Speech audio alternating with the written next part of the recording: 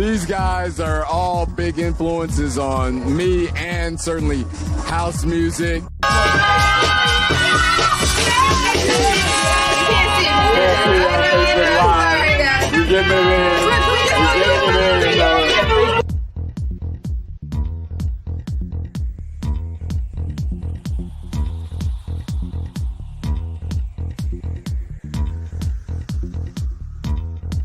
So let's go on that. I want to talk a little bit about each of your illustrious careers, because you guys have done a lot. All three of you have done amazing, have had amazing contributions to what we call house music. This is the Vintage House Show. And so part of what that is about is celebration and preservation. This is Lawrence framing, but the celebration and preservation of Chicago house legends and Chicago house music. And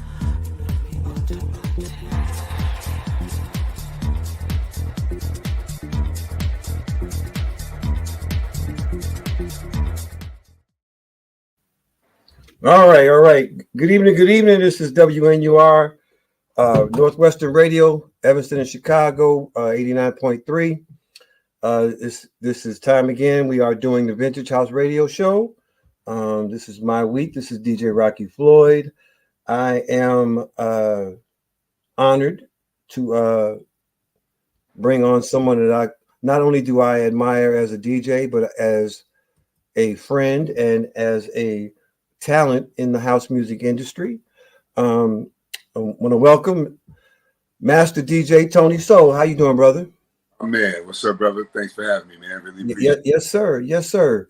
So as I tell everybody, I'm big on making sure that everybody knows that house music is everywhere, and so I do my best to reach out to DJs that are not just in Chicago. I want people to know how strong it is in other cities. So, right. Let me start off by telling everybody, Tony Soul is down in New Orleans as we speak. He runs a radio show down there on Friday nights. The radio station. The radio station is WHIV. It's 102.3.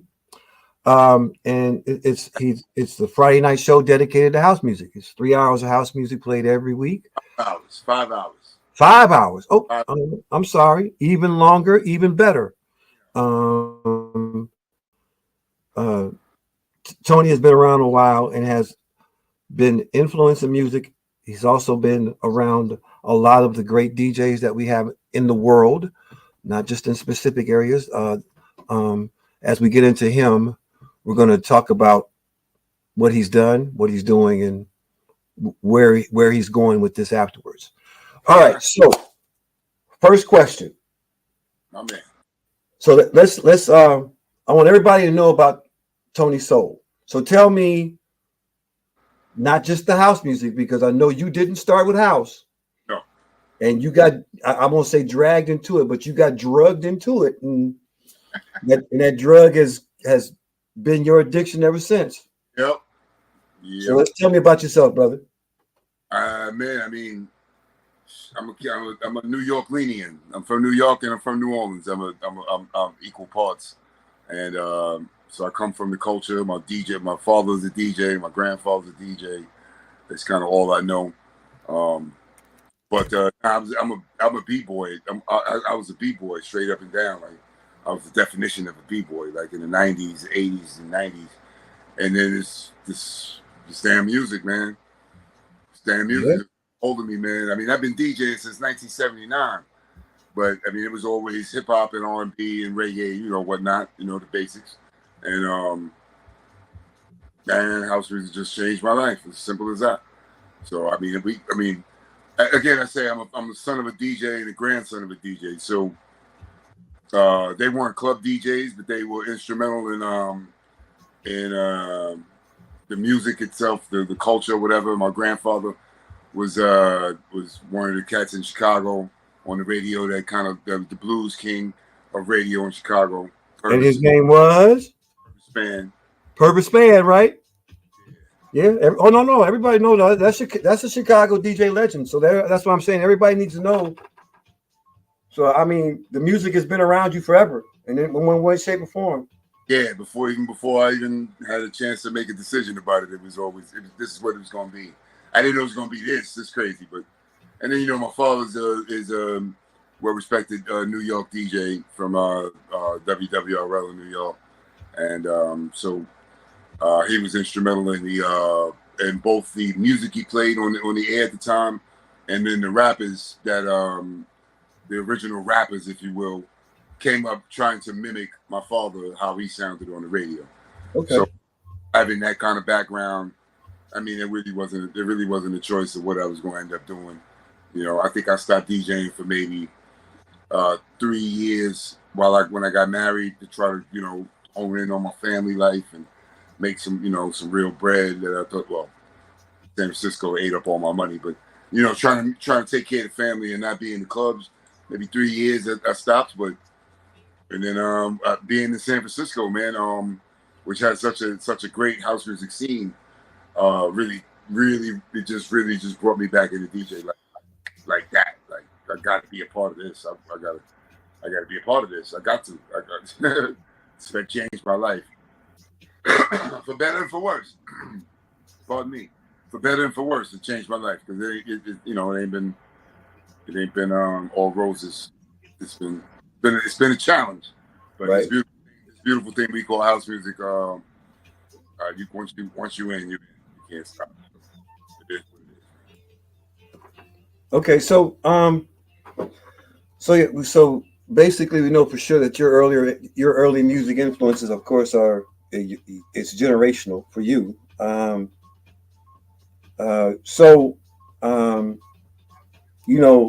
We met because of another brother that we both, even though he was cousin to you and friend to me, he's brother to both of us 100%.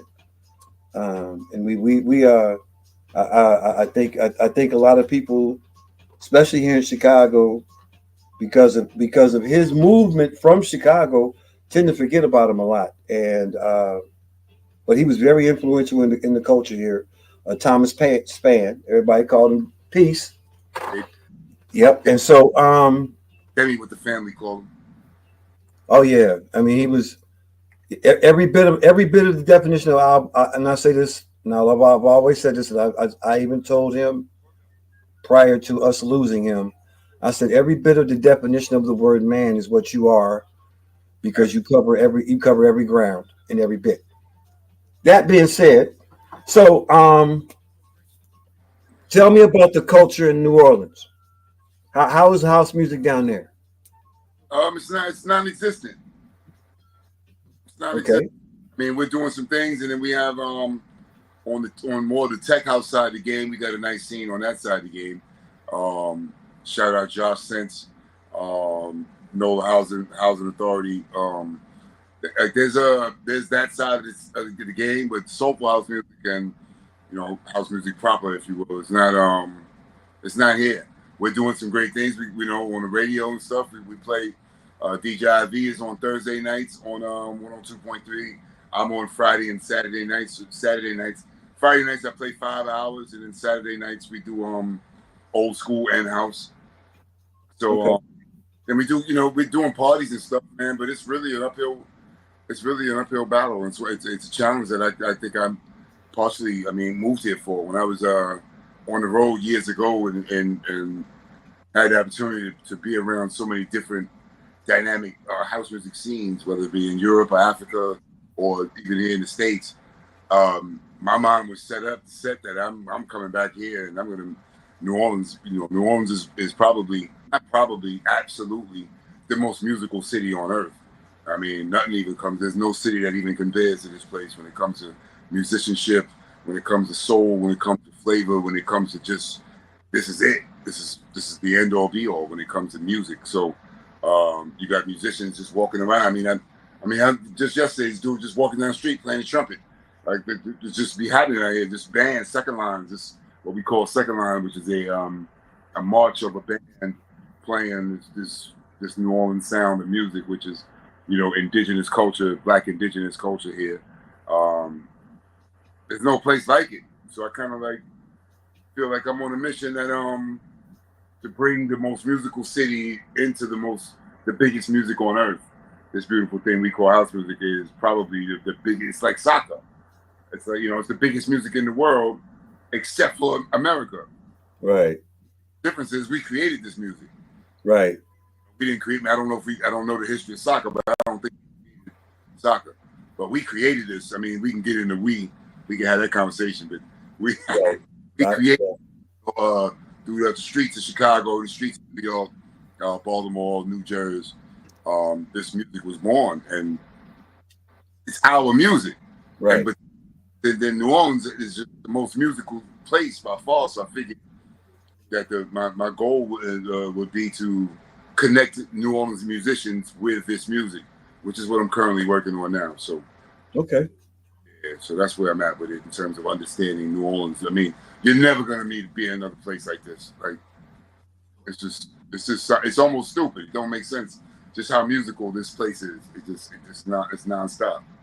So I'm All right. So you know what, you touched on something. So because one of the things that I have always admired you is that I mean, you're a world traveler. I mean, you have played in places that I would actually totally literally dream of. I mean, and again, a lot of people, it's to be who you are, to me, and to see what you do, and the way you do it is amazing.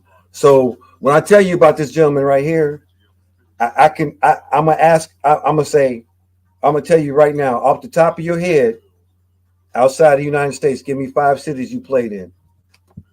Oh, okay. Outside the United States, Yep.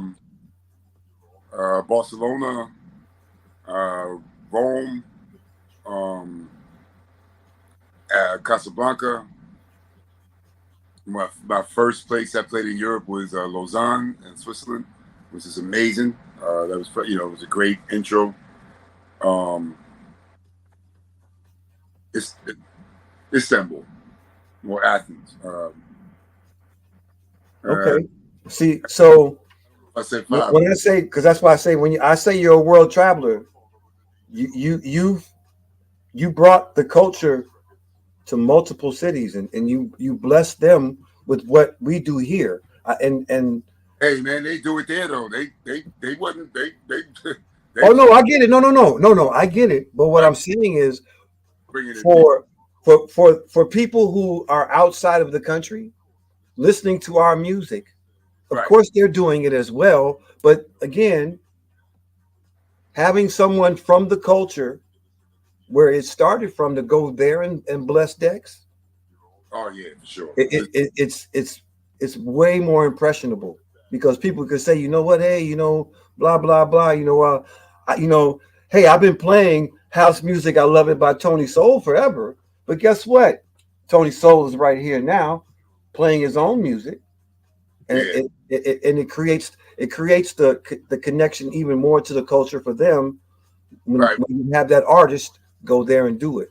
So yeah. So I mean, yeah, no, I know the music is everywhere. It's been that music's been overseas easily 40 years. So I understand what you're saying. Yeah. But to have where Okay. Steve Hurley or anybody, you know what I'm saying, the person that made Jack My Body, Right. now they're over there doing it. Right. It's a concert, you know what I'm saying? So that's what I'm saying in regards to Yeah. that, because I think it's important. From that perspective, I felt like I was continuing the tradition of us going over there and doing it. And I don't know, I certainly didn't do it to the level of Steve Hurley and them cats, enough respect. But still being there in the underground and being, because I definitely was on the underground tip. So I wasn't a huge name. I didn't have like a lot of productions out at the time. So it wasn't on that tip. It was really straight underground and going there and just getting it in. And luckily my YouTube channel is what facilitated that. I did after moving to Asia, moved to Taiwan, excuse me.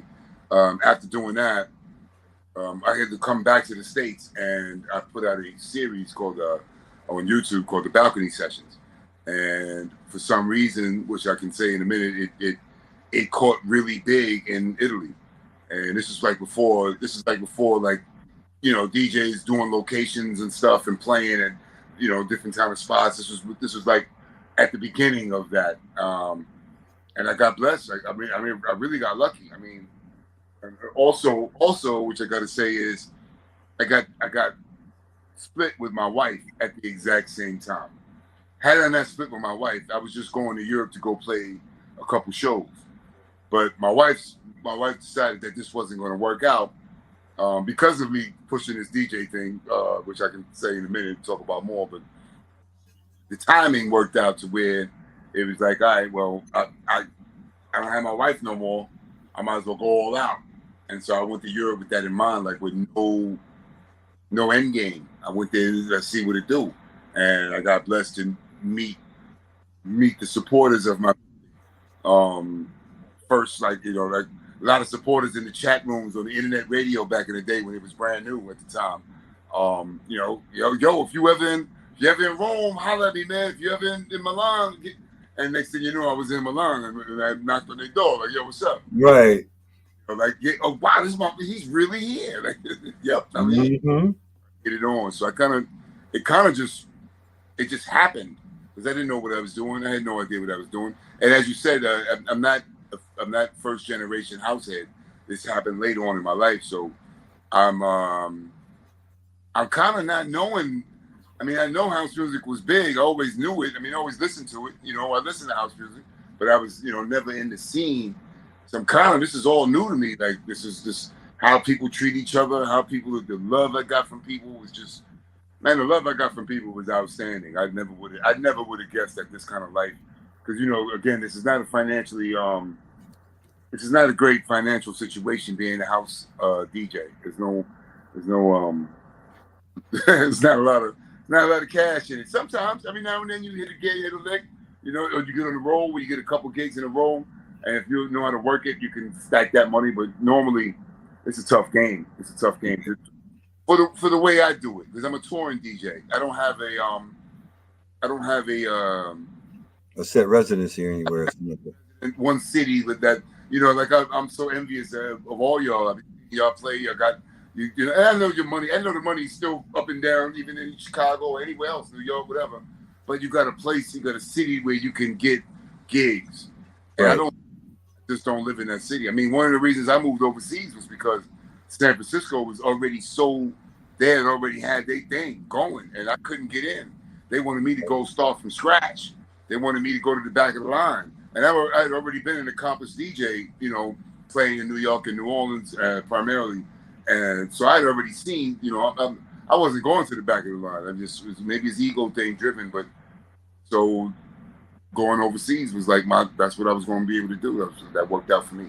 But, you know, you do this, you talk about doing something for the love. I mean, when you don't have no home city, no hometown, you know, I've been blessed to live in a lot of great cities, Baltimore, LA, San Francisco, the Bay Area in general, you know,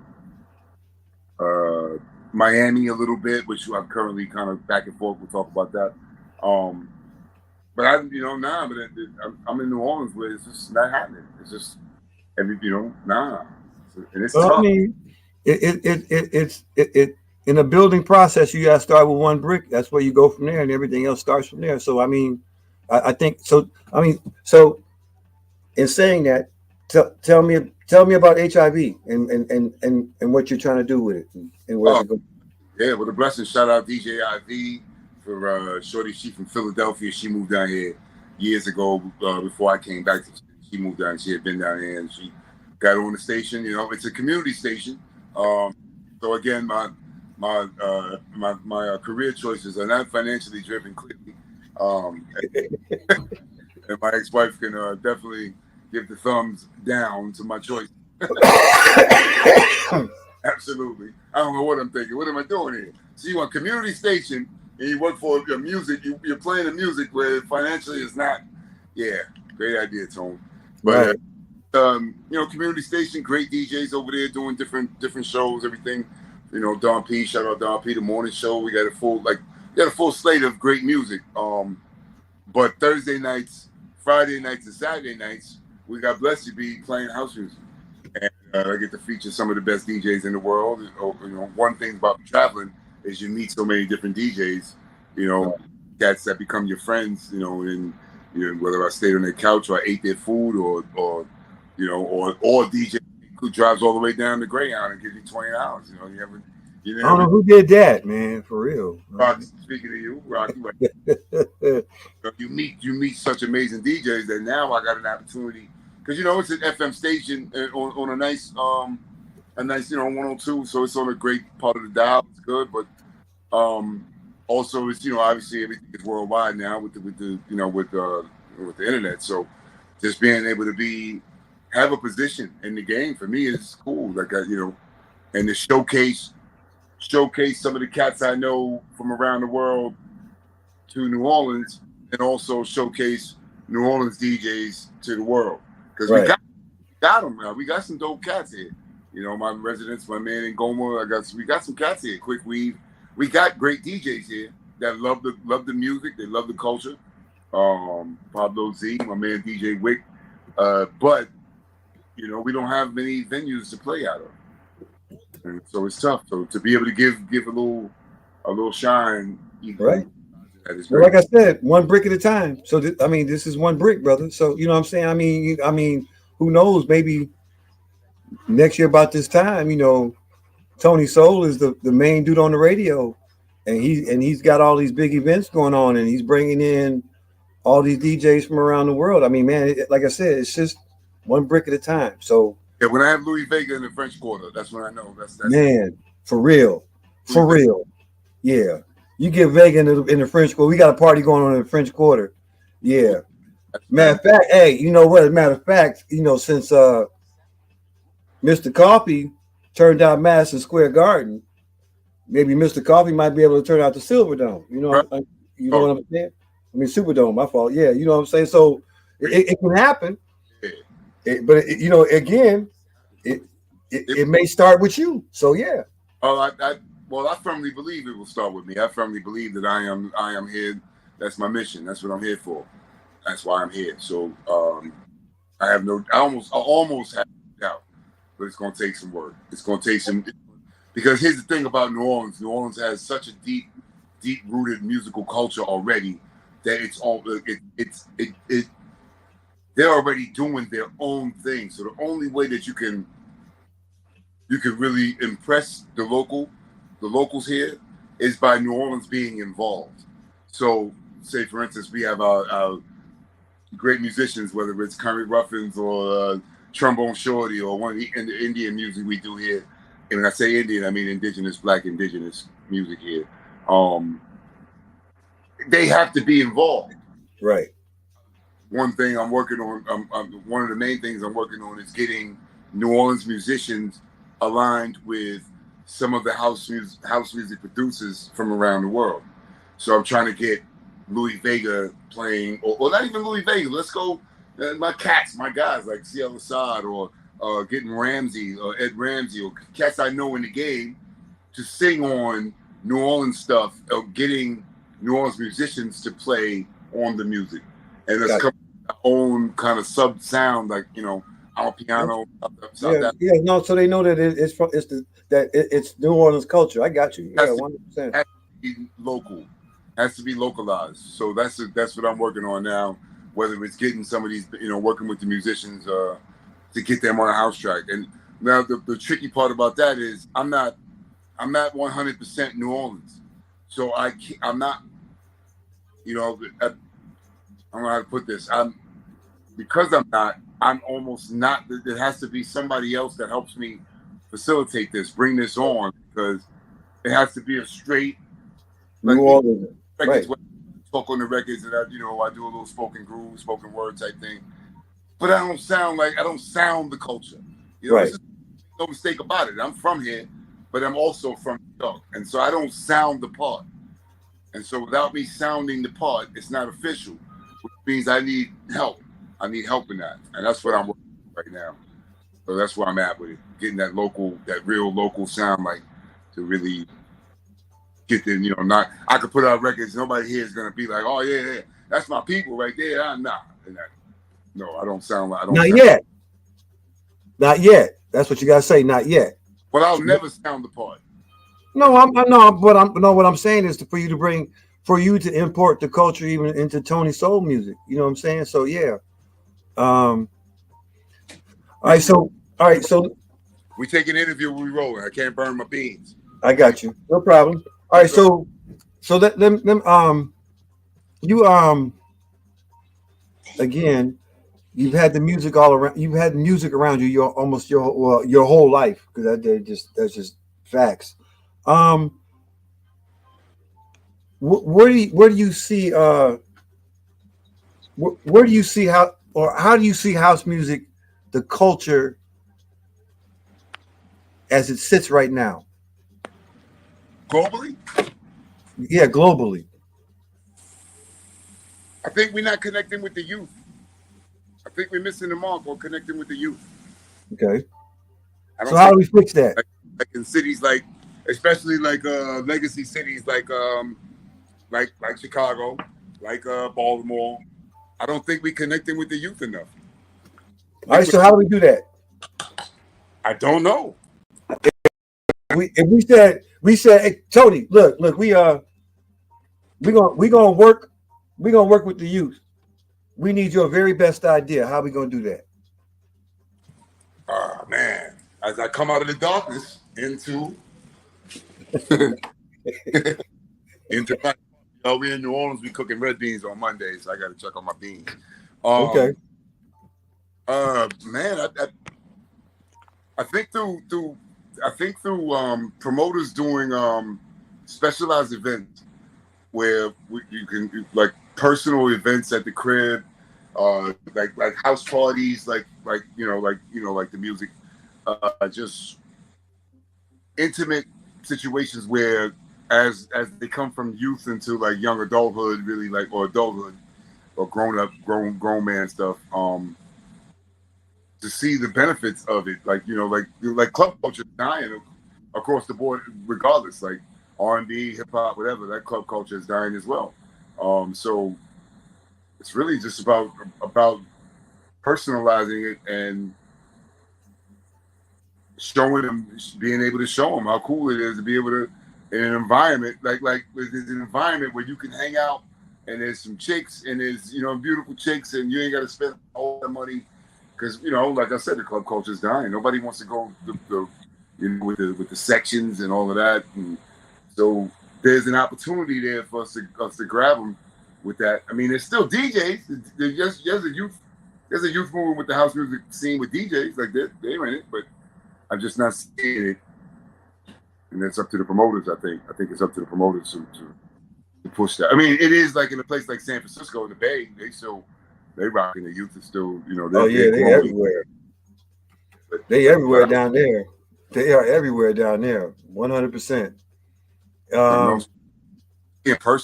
Being personal with the audience, and promoters can't be lazy. They got to really, step their game up when it comes to how they throw the events and bring in what kind of people, what kind of DJs. Can't keep hiring the same old school DJs all the time. You got to hire your young cats that's out there reaching to the young cats, and then get the youth to come on. But they always damn DJs. We see so over the last, I'll say, like over the last 4 or 5 years, we've actually seen the culture influence some of the youth. We've had this DJ Amir. We have one here called DJ J Star. There's another personal favorite of mine, and his name is DJ 008. He gets a lot of he surprises a lot of people with the musical knowledge. Okay. I was actually blessed to meet him prior to him even playing in his first set anywhere, and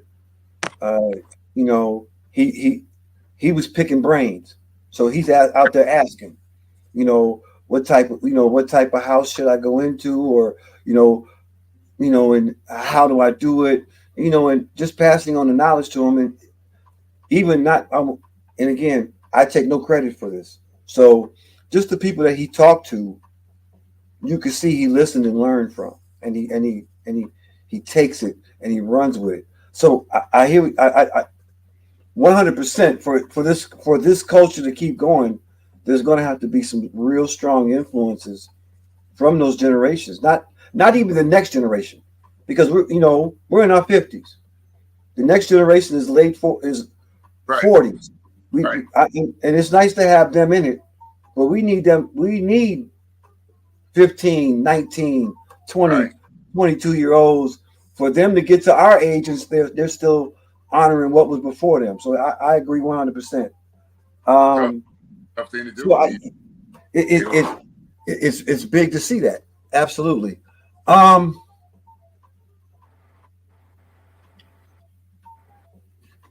So I'm controversial. So I'm gonna let you know that now. You know me anyway. So what's the problem with house music?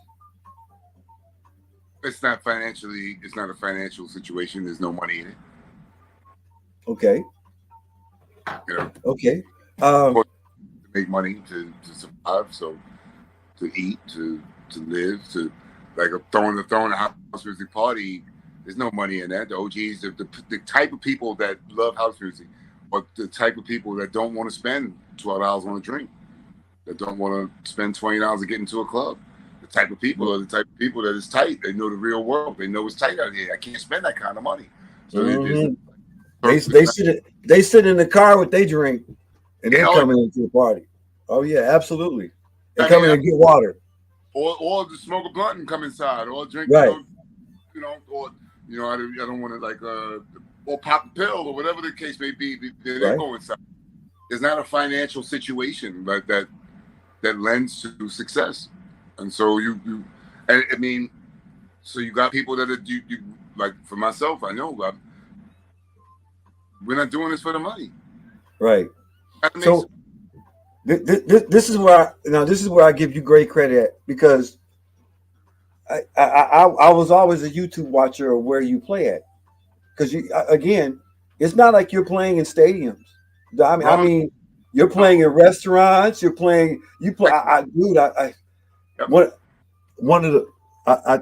tell everybody this now. There's a song I had never heard that song before in my life until I saw you play it. It was Fushi Flame. So I know you know the song, right? I have never heard that song played by anybody else prior to you. And you were playing it in front of a restaurant out in a little bar area. You were playing it, and two people just walked by and they was listening to you. You could see them you. They saw you feeling it. They started feeling it. And all of a sudden, it's all three of y'all just acting a fool to this song. So yeah. Yeah, that's Teresina, Italy. Shout out to my man, my peoples out there. Michele. Oh, yeah. Yeah. See, so again, the influence is there. I tell people, shout out Silvietta. Yeah, beautiful.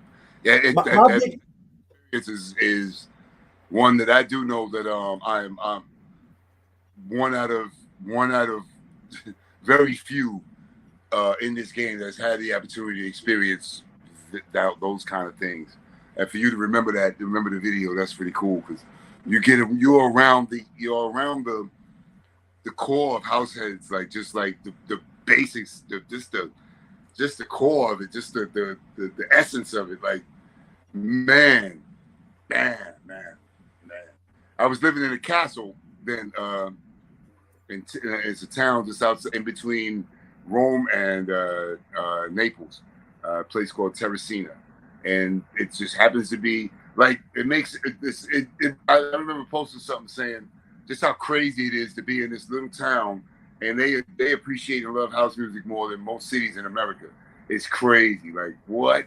They just love the music so much. And like that actual place I was playing outside of a bar that I played a residency, but this time they had that square, the town square. There were DJs all over that square. That was just one spot. There were 6 other DJs at the other restaurants and the other bars in that little square. Wow. All playing house music. I left there. I went and walked it, and I brought my thumb drive and played at every other spot. They was like, "Oh, here's the American. The Americans here," and they gave me the ultimate respect and let me get down. It it's quite an experience. It's cool, man. Now that ties into the next thing I want to talk to you about as well. That's some WMC stuff. When people don't know the push the WMC has. So WMC is Winter Music Conference. So Winter Music Conference takes place normally either the second or third used to second or third week in March every year. It went to a defining halt when COVID hit. I think it's been trying to come back, but because the grandson of house music, EDM, electric dance music, has blown up the way it has. Right. You know, it's kind of the thing to do in Miami now and around that time.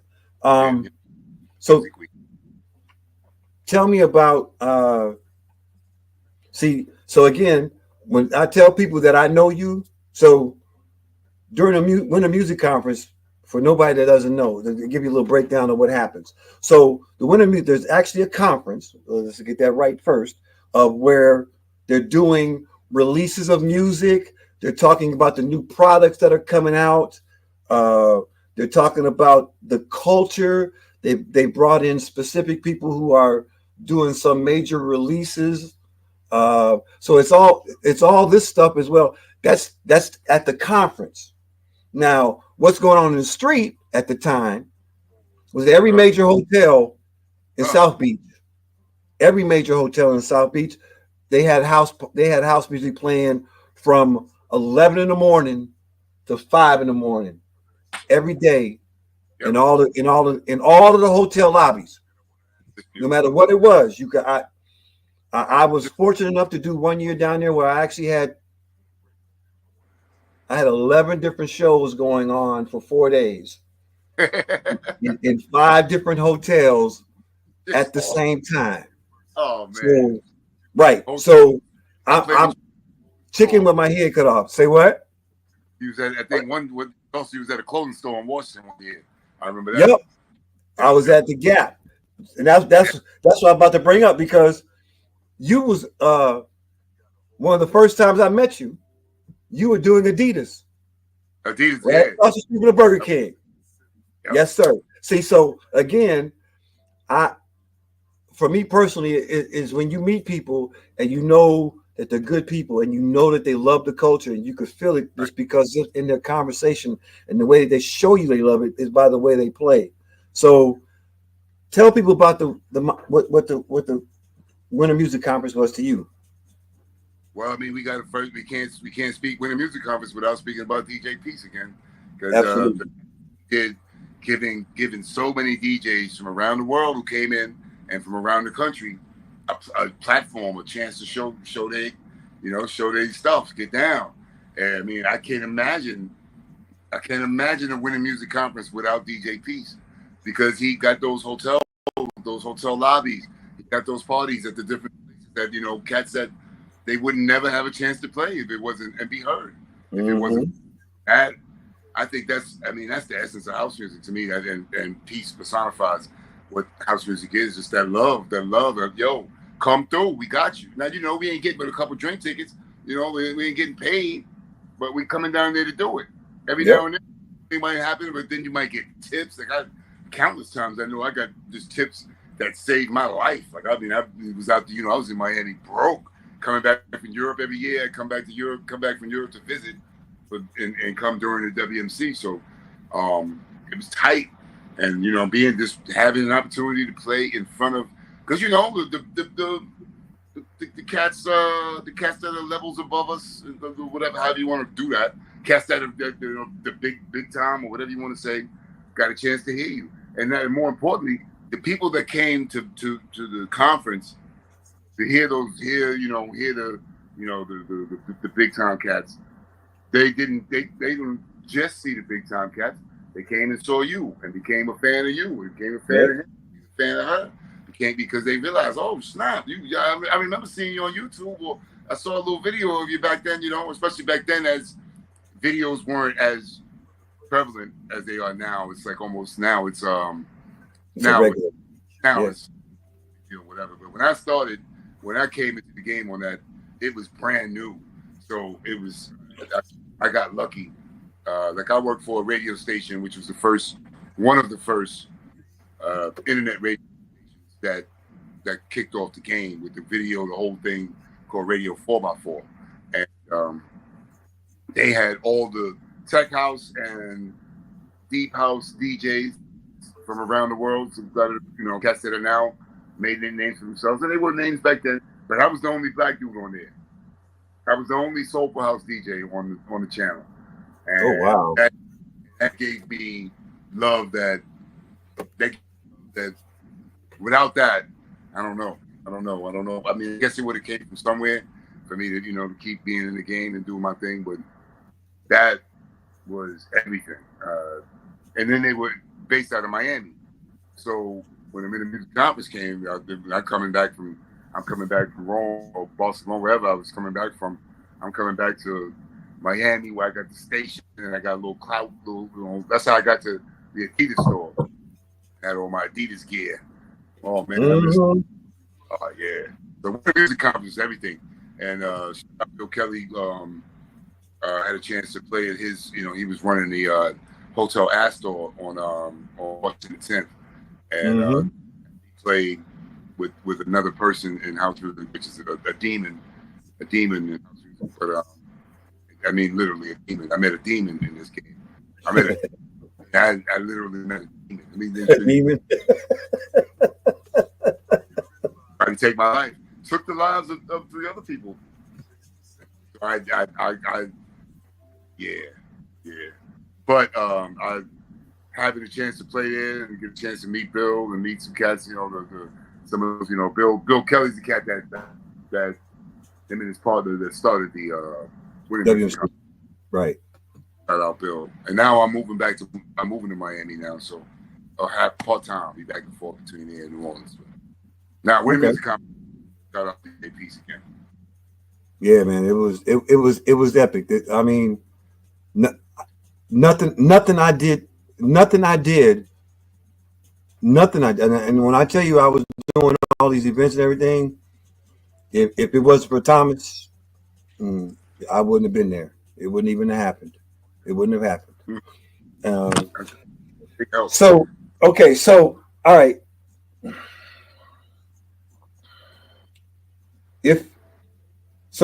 I know you're more soulful than anything else because I just know how you play and I've listened to you play, and even your. Oh no! Let me stop. Let me go back. No, I need to flip all of this. So,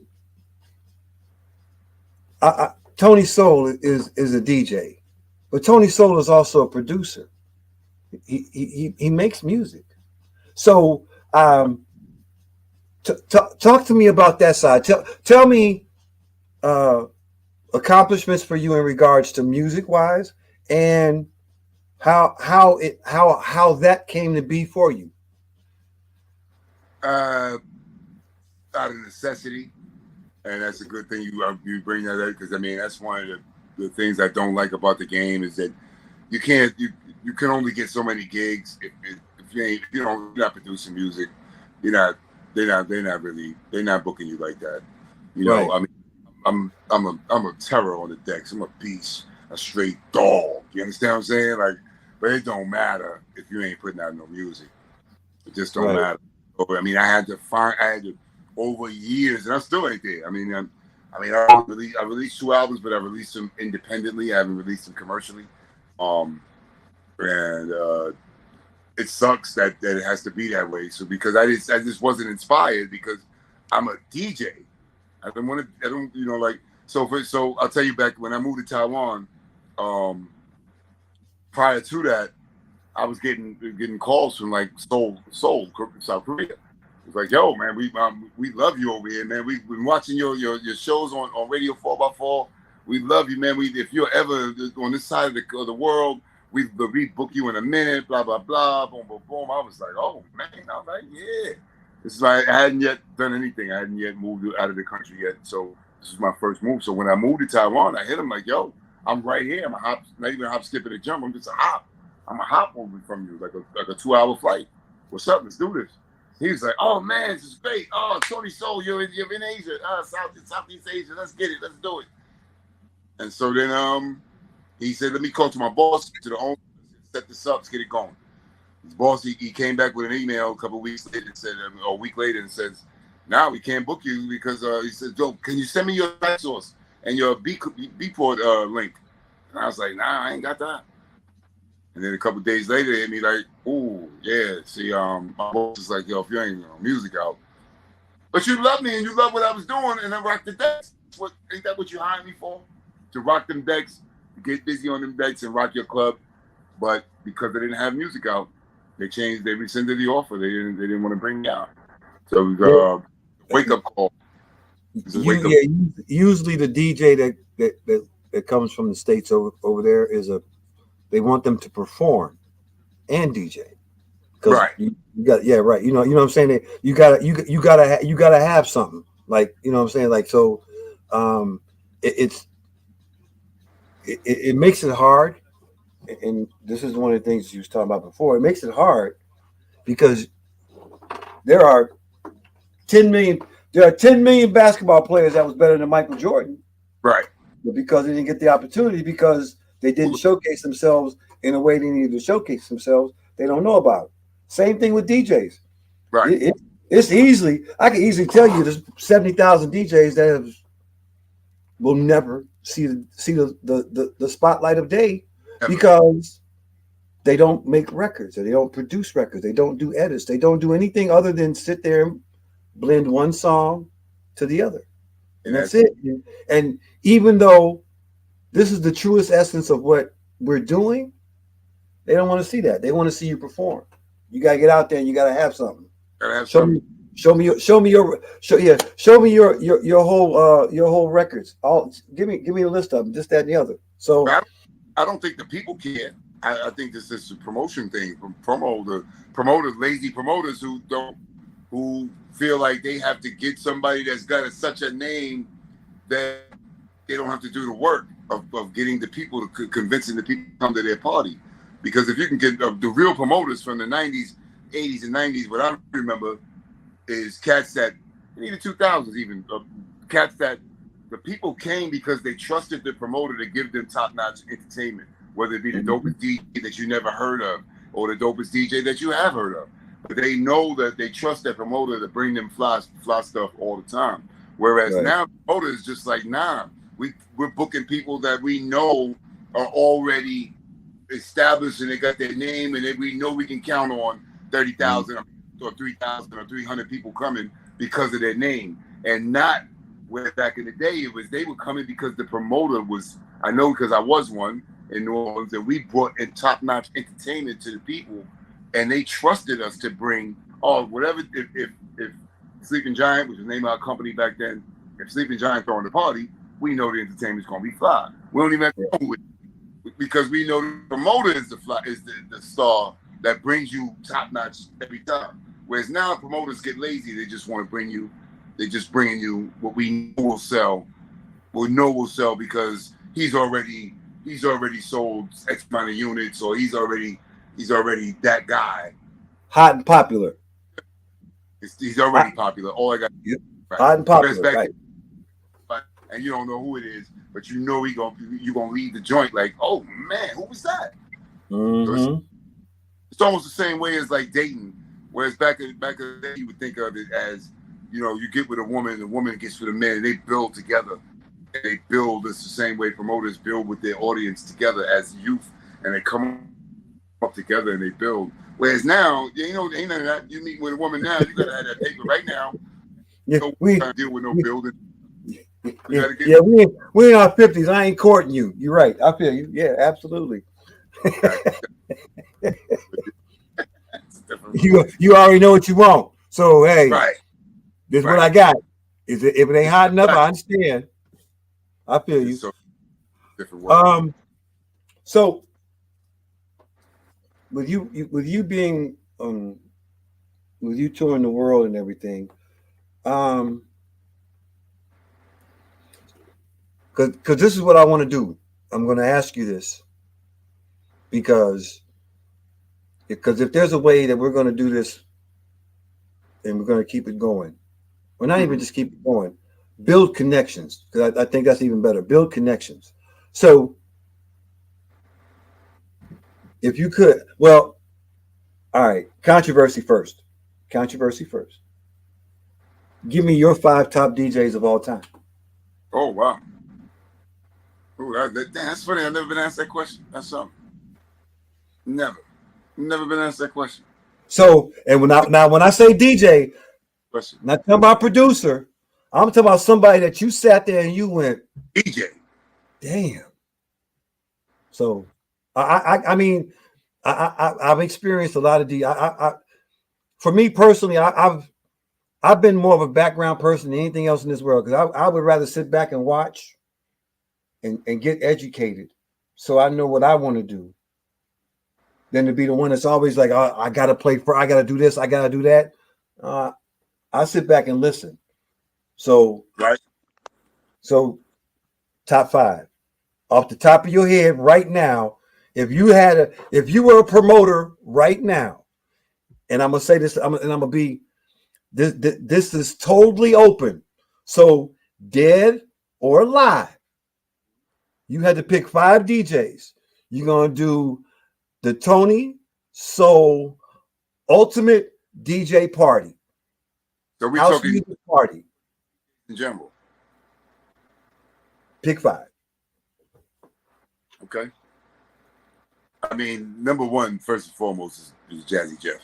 Period. Like, he's just him. He's him. Derek May. Ooh. Derek May is my personal favorite. Ooh, I haven't heard that name in a minute. Oh man, okay. The way he worked the faders, the way he worked that, man. I play like him because of watching him. Hours and hours of watching, studying him. He's one of the DJs I actually study. Carl Cox, what he does with them tracks, with how he turns, just what it just. Banging. Say like he's a house DJ, but I really, really love playing tech house. I really, really love that joint. That's mine. Soulful house is easier. I mean, it's just the grooves. It's the blending of it is dope. The blending of tech house where you're turning 4 tracks into just whatever you want to make it is just, with soulful house, you gotta kind of like you gotta let that part breathe, and there's times you breathe, whereas in tech house, nah, it's all on you. So I gotta go call Derek May, obviously being the original techno DJ.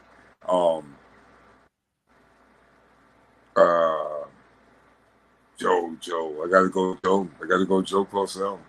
Okay. Joe. Yeah, Joe. He don't care. It's almost like are you looking at the crowd? Like he just on his own thing. He be on his own thing. And I'm gonna shock you with this one, because I'm gonna lead you to questions I know you're gonna give me. I know you're gonna give me the business in a minute. But I gotta go to Ron Hardy. Okay. I gotta go election. And that was their tie between Ron and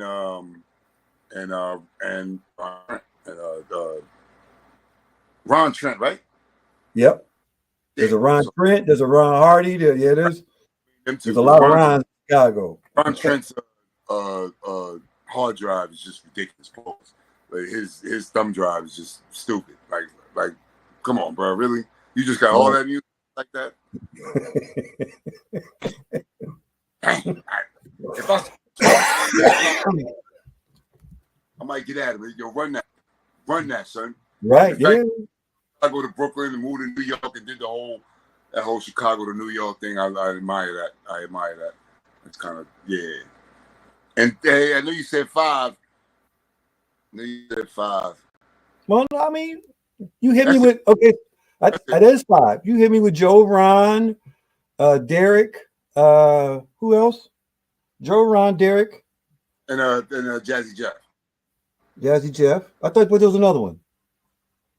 No, okay. Joe, Ron. I mean, it's cool. I mean, no. I mean, because my question, the reason why I ask you that is because